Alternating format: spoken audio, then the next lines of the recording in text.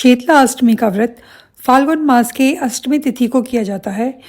कुछ जगह पर इसे बसौड़ा पूजा के नाम से भी जानते हैं। इस व्रत में माताएं अपनी संतान के स्वास्थ्य के लिए माता शीतला से कामना करती हैं। तो आइए इसकी कथा आरंभ करते हैं। एक बार शीतला माता ने सोचा, चलो आज देखूं कि धरती पर मेरी कौन पूजा करता है, कौन मुझे मानता है। ये सोचकर शीतला माता धरती पर राजस्थान के डूंगरी गांव में आई और देखा कि इस गांव में मेरा मंदिर नहीं है और न ही कोई मेरी पूजा होती है। माता शीतला गांव की गलियों में घूम रही थी। तभी एक मकान के ऊपर से किसी ने चावल का उबला पानी नीचे फेंका। उबलता हुआ पानी शीतला माता के ऊपर गिरा, जिससे शीतला माता के शरीर में फफोले पड़ गए। शीतला माता के पूरे शरीर में जलन होने लगी। शीतला माता गांव में इधर उधर भागकर चिल्लाने लगी, अरे मैं जल गई, मेरा शरीर तप रहा है, जल रहा है, कोई मेरी सहायता करो। लेकिन उस गांव में किसी ने भी शीतला माता की सहायता नहीं की। वहीं अपने घर के बाहर एक कुम्हारन महिला बैठी थी। उस कुम्हारन ने देखा कि अरे ये बूढ़ी माई तो बहुत जल गई है और उसके पूरे शरीर में तपन है, इसके पूरे शरीर में फफोले पड़ गए हैं और ये तपन सहन नहीं कर पा रही है। तब उस कुम्हारन ने कहा, माँ तू यहाँ आकर बैठ जा, मैं तेरे शरीर के ऊपर ठंडा पानी डालती हूँ।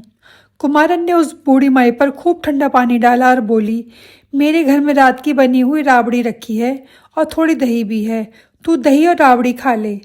जब बूढ़ी माई ने ठंडी ज्वार के आटे की राबड़ी और दही खाया तो उसके शरीर को ठंडक मिली। तब उस कुम्हारन ने कहा, आ माँ बैठ जा, तेरे सिर के बाल बहुत बिखरे हैं, ला मैं तेरी चोटी गूंद देती हूँ। और कुम्हारन माई के चोटी गूंदने हेतु कंघी बालों में करने लगी। अचानक कुम्हारन की नज़र उस बूढ़ी माई के सिर के पीछे पड़ी तो कुम्हारन ने देखा कि एक आंख बालों के अंदर छुपी है। ये देखकर वह कुम्हारन डर के मारे घबराकर भागने लगी। तभी उस बूढ़ी माई ने कहा, रुक जा बेटी, तू डर मत, मैं कोई भूत प्रेत नहीं हूँ, मैं तो शीतला देवी हूँ। मैं तो इस धरती पर देखने आई थी कि कौन मुझे मानता है और कौन मेरी पूजा करता है। इतना कहकर माता चतुर्भुजा वाली हीरे जवाहरात के आभूषण पहने, सिर पर स्वर्ण मुकुट धारण किए अपने असली रूप में प्रकट हो गई। माता के दर्शन कर कुम्हारन सोचने लगी कि अब मैं इस गरीब माता को कहाँ बिठाऊं। तब माता बोली, बेटी तू किस सोच में पड़ गई। तब उस कुम्हारन ने हाथ जोड़कर आंखों में आंसू बहते हुए कहा, हे माँ, मेरे घर में तो चारों तरफ दरिद्रता बिखरी हुई है, मैं आपको कहाँ बिठाऊं। मेरे घर में तो न चौकी है न बैठने का आसन ही है। तब शीतला माता प्रसन्न होकर कुम्हारन के घर पर खड़े हुए गधे के ऊपर बैठ गई और एक हाथ में झाड़ू और दूसरे हाथ में डलिया लेकर उस कुम्हारन के घर की दरिद्रता को झाड़कर डलिया में भरकर फेंक दिया और कुम्हारन से कहा, हे बेटी, मैं तेरी सच्ची भक्ति से प्रसन्न हूँ, अब तुझे जो भी चाहिए मुझसे वरदान मांग ले। तब कुम्हारन ने हाथ जोड़कर कहा कि हे माता, आपकी इच्छा है डूंगरी गांव में स्थापित होकर यहाँ पर निवास करें।